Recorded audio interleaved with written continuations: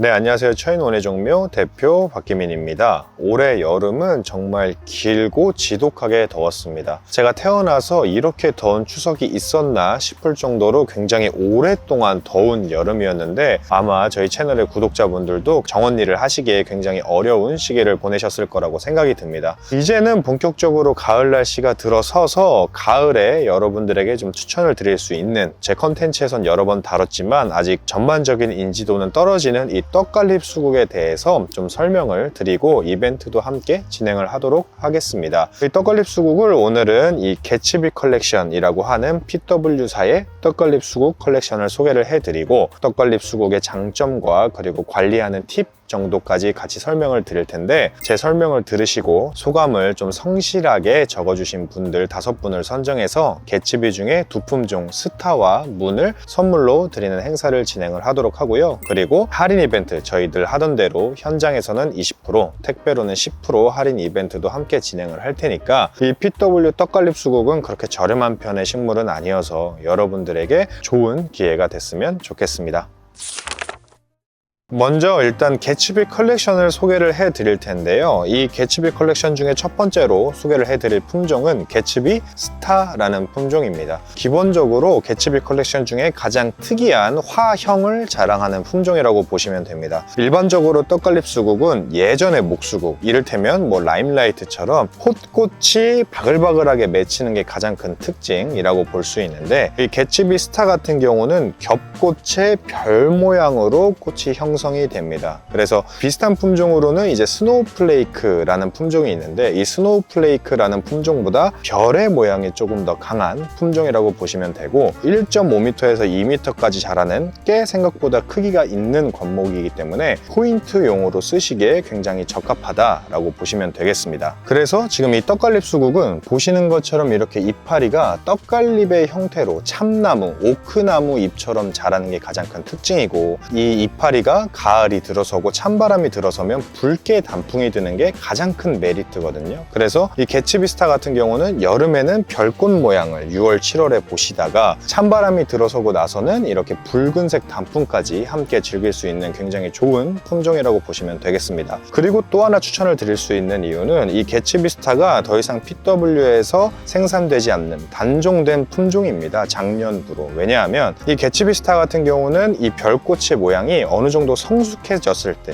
이 개체가 어느 정도 성숙해졌을 때 완벽하게 표현이 되기도 하고, 또 번식의 어려움이 있어서 이제 단종이 됐거든요. 그러니까 앞으로는 사고 싶어도 사기가 굉장히 힘든 그런 품종이 됐기 때문에 여러분들에게 굉장히 적극적으로 권해드릴 수 있다라고 보시면 되겠습니다. 두 번째로 소개를 해드릴 수 있는 품종은 개츠비 문이라는 품종입니다. 사실 이 떡갈립 수국의 꽃은 여러분들도 이제는 잘 아시겠지만 눈으로 보이는 꽃 같은 것들은 불임화라고 해서 가짜 꽃이고, 그 안에 시처럼 따글따글하게 맺혀 있는 게 참꽃, 진짜 꽃인데, 이 불임화, 가짜 꽃의 모양이 떡갈립 수국은 아주 풍성한 편은 아니어서 상대적으로 소비자분들에게 외면을 받았다면, 이 문 같은 경우는 마치 풍성한 목수국을 연상시킬 수 있을 정도로 굉장히 빽빽하고 풍성한 화형을 자랑합니다. 그래서 여러분들이 나는 떡갈립 수국의 꽃이 아쉬워서 이파리가 단풍이 드는 건 너무 좋은데 꽃이 아쉬워서 좀 망설였다 하시는 분들에게는 정말 최고의 선택이 될 수 있을 것 같고요. 비슷한 품종으로는 이제 타 브랜드의 하모니라는 품종이 있고, 스테디셀러에 가까운 풍성한 꽃을 자랑하는 품종인데, 그 품종보다 더운 날씨 또는 추운 겨울에 견디는 내성이 좀 더 강한 품종이니까 초보자분들에게 조금 더 적합한 그런 품종이라고 보시면 되겠습니다. 다음으로 추천을 해드릴 품종은 개츠비 걸이라는 품종입니다. 이 개츠비 걸의 핵심은 외성종이라는 데 있습니다. 제가 앞서 소개를 시켜드린 대부분의 떡갈립 수국은 1.5m에서 2m 이상까지도 자라는 대형종에 가까운 그런 품종이었다면, 이 개츠비 걸 같은 경우는 굉장히 아담하고 컴팩트하게 자라는 편이면서도 개화량이 아주 출중하기 때문에 화분 식재를 했을 때 그 효과가 매우 좋은 그런 품종이라고 생각을 하시면 하시면 됩니다. 다만 이제 꽃 같은 경우는 기존의 떡갈립 수국보다 약간 큰 형태이고 겹꽃이라던가 화형이 특별하지는 않다는 점은 좀 참고를 해주시면 좋을 것 같고요. 땅에다가 심으신다면 굳이 이 걸을 심을 필요가 없지만, 만약 이제 여러분들이 화분에다가 심는 떡갈립 수국 품종을 찾고 있다면 이 걸이 가장 우수한 품종이라고 이렇게 생각을 해주시면 되겠습니다.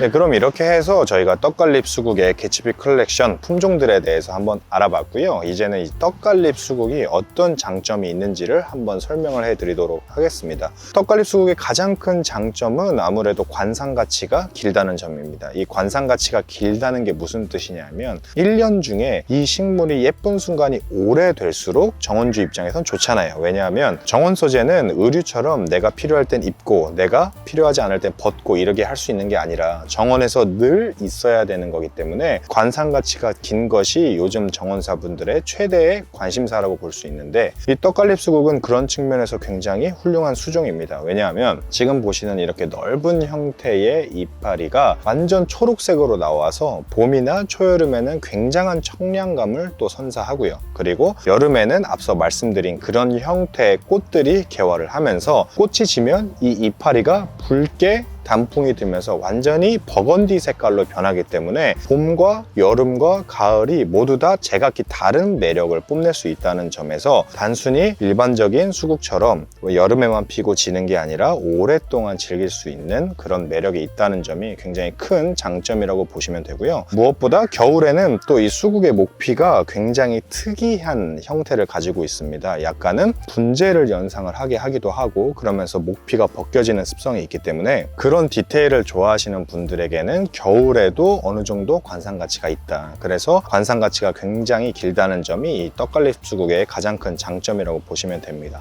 그리고 두 번째로는 이제 관리가 쉽다는 게 큰 장점인데, 대부분의 수국은 물을 굉장히 좋아하면서도 배수가 잘 되는 땅을 선호를 하는데, 이를테면 목수국 같은 경우는 물을 줄수록 굉장히 잘 자라는, 물을 많이 줘야 되는 식물이기도 하고, 아나벨 수국 같은 경우에는 다소 과습에 약한 그런 측면도 있는데, 이 떡갈립 수국은 뿌리가 안착만 되면 물을 아주 필요로 하지 않으면서도 과습의 토양에서 어느 정도 잘 자라는 습성을 가지고 있고, 그리고 중부 지역 이내에서는 월동을 아주 무난하게 해내기 때문에 초보 정원사분들이 키우기에 아주 적절한 품종이다라고 보시면 됩니다. 그리고 세 번째로는 역시 희소성에 대한 문제인데요. 이 희소성이라는 건 요즘 특히 젊은 정원사분들이 가장 중요하게 생각하는 요소입니다. 왜냐하면 대부분의 주택이 타운하우스로 구성이 돼 있고, 타운하우스는 개인주택이 밀집해서 모여있는 형태이기 때문에 이것도 의류처럼 굉장히 개성을 중시해서 내 정원이 남의 정원과 똑같은 수종, 똑같은 형태로 정원이 구성되는 걸 굉장히 꺼려 하시더라고요. 왜냐하면 이것도 역시 나를 표현하는 하나의 방식 중에 하나니까, 이 정원이라는 게. 그래서 이 떡갈립 수국 같은 경우는 목수국이나 다른 계열의 수국들과는 다르게 보편적으로는 현재로서 아직 쓰이지 않는 품종이어서 정원에 관심이 좀 적으시거나 식물을 잘 모르시는 분들은 보기만 해도 와, 이거 굉장히 신기하다라고 말할 수 있을 만큼 아직 특별한 수종이기 때문에 그런 측면에서도 여러분들에게 굉장히 권해드리기 좋은 그런 품종이라고 보시면 되겠습니다.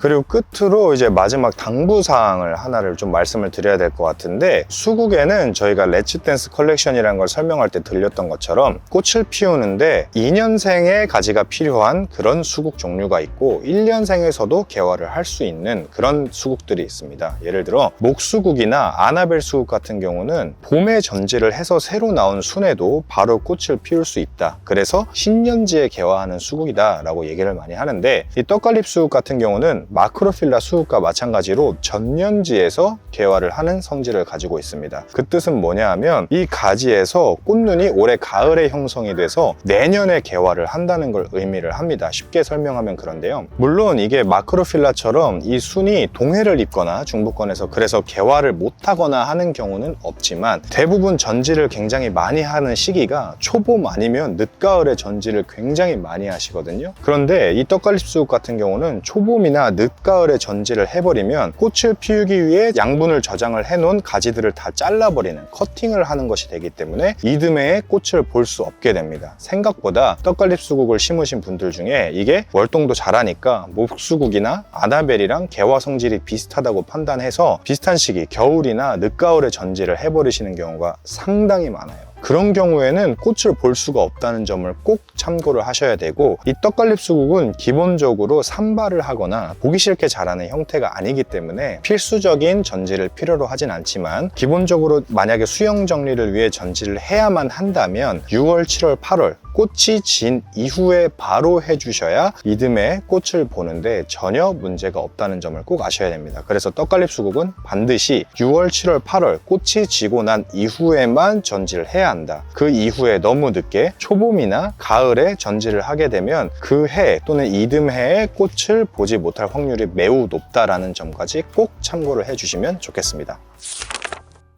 이렇게 해서 떡갈립 수국 중에 개츠비 시리즈에 대해서 한번 알아보는 시간을 가졌습니다. 떡갈립 수국은 이런 장점이 있다는 점을 이번 영상을 보시고 여러분들이 잘 아셨으면 좋겠고, 가장 중요한 건 이 떡갈립 수국이 전지에 따라서 꽃을 못 필 수도 있다는 그 특성도 꼭 이해를 하셨으면 좋겠습니다. 댓글 이벤트나 할인 이벤트도 많이 참여해 주시면 감사하겠고요. 다음 주에 또 뵙겠습니다. 감사합니다.